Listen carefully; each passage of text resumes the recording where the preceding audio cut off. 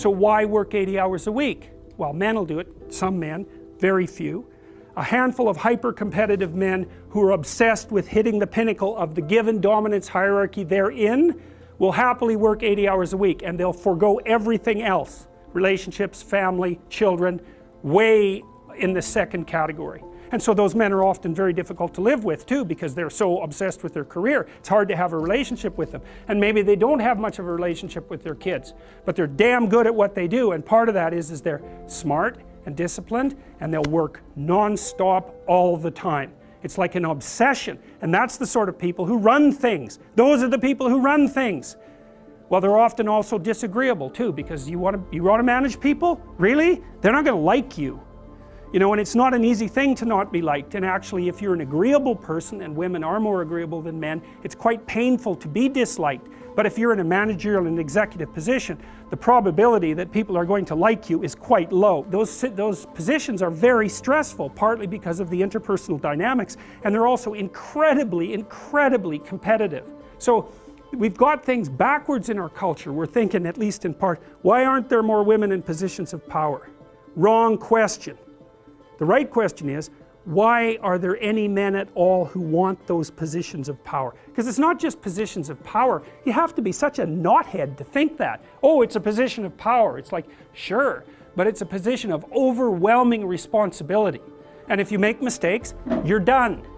Right? It's not like you occupy that position of power and everyone does what they're told all the time and your life is easy. It's like, forget about that. And maybe you want that and maybe you don't, is with their like feet up on the desk smoking cigars and oppressing the world. It's like, that isn't how it works. Those people, they work flat out all the time. So, and it's fine if that's what you want, and some people are like that. They're hyper-industrious people, right, from a trait perspective, no matter where you put them. If you put them in a forest with an axe, they just wander around chopping down trees non-stop, right? But if you want to have a balanced life, and you should want that, you know, because the other thing you'll find, and this is God's gospel truth, is that the older you get, if you have any sense at all, the more important your family is to you.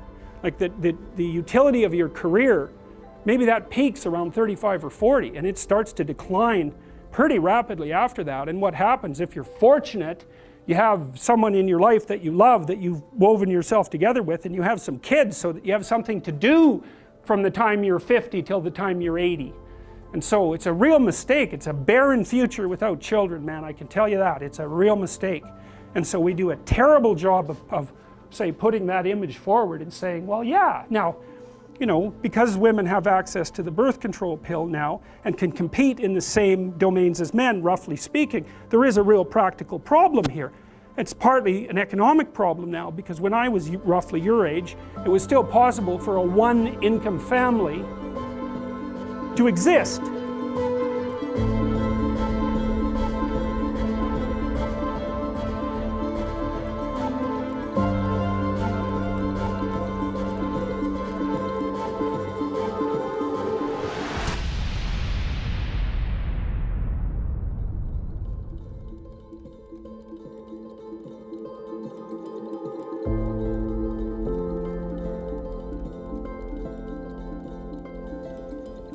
I've always thought that the hard people to explain are the people who are hyperachievers. You know, the ones who are way out on the Pareto distribution. And there aren't very many of them, and they're usually men. You know, so if you look at the median number of publications, for example, that a female academic makes and a male academic, they're pretty much the same. But the mean for men is higher, and that's all driven by a small subset of men who are way the hell out in the Pareto distribution. Now you might ask, well, why is that? Well, it's simple.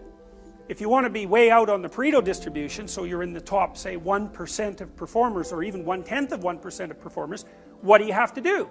Well, first, having an IQ of like 145 or above, that's really helpful. Then you should be insanely industrious. So maybe you'll work 90 hours a week, or 100 hours a week, at nothing but your stupid occupation. And maybe you'll do that for like 50 years. And so if you do that, well, you're going to be in that top 1 in 1,000 category. Well, the issue isn't why there are so few women in that category. The issue is, why are there any men at all in that category? Right? Because it's an insane lifestyle in many ways. It means that there isn't much left there for the rest of your life. You're hyper-concentrating on a single thing. Now, why would men do that? Well, here's a hypothesis. One of the things that drives the probability that a woman will find a man attractive enough to sleep with is his status. So then you can think, well, that's an extra motivational boost for men. Now, whether that's conscious motivational boost or not is not the point. The question is it a boost that might have been instantiated as an evolutionary element of general motivation? Well, men are more competitive, they're more disagreeable, and if they're more disagreeable and more competitive, they seem to do better, especially in high status jobs, and then women are more likely to pick men like that for sexual partners, so at some point it becomes difficult to avoid the conclusion, especially since we know that men on the way out on the tail end of the Pareto distribution are disproportionately likely to sleep with many women. So Warren Beatty, I think, 15,000, that was his estimate, 15,000 women.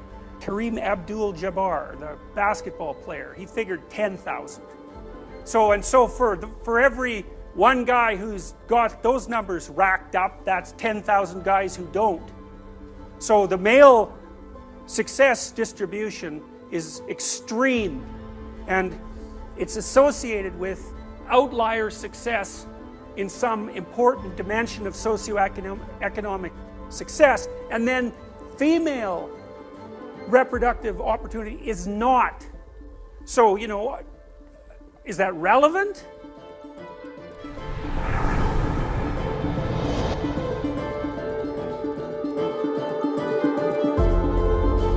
Lots of people out there who have the money they have because they would really like to do interesting and creative things with it, not because they're interested in gathering more, you know, paper money to stuff in their mattress and to feel the smooth delight of gold coins between their fingers before they go to bed. Like, what kind of attitude is that towards people who've made their fortune? You know, you think that about Steve Jobs?